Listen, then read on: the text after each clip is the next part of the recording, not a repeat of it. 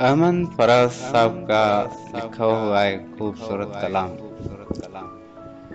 रंजिशी सही दिल ही दुखाने के लिए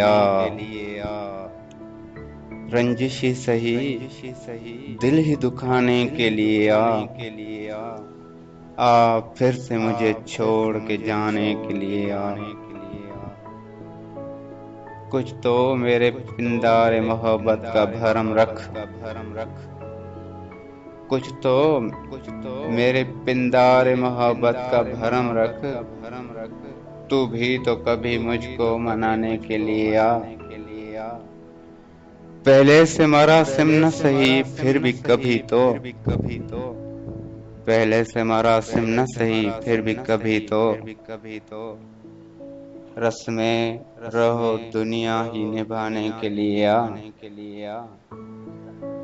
किस किस को बताएंगे जुदाई का सबब हम। किस किस को बताएंगे जुदाई का सबब हम। तू मुझसे खफा है तो जमाने के लिए एक उम्र से हूँ लज्जत गिरियां से भी महरूम। एक उम्र से हूँ लज्जत गिरियां से भी महरूम।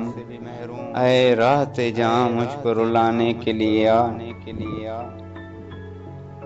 अब तक दिल खुश फहम को हैं तुमसे उम्मीदें। अब तक दिल खुश फहम को हैं तुमसे उम्मीदें। या आखिरी शम्मे भी बुझाने के लिए रंजिश ही सही दिल ही दुखाने के लिए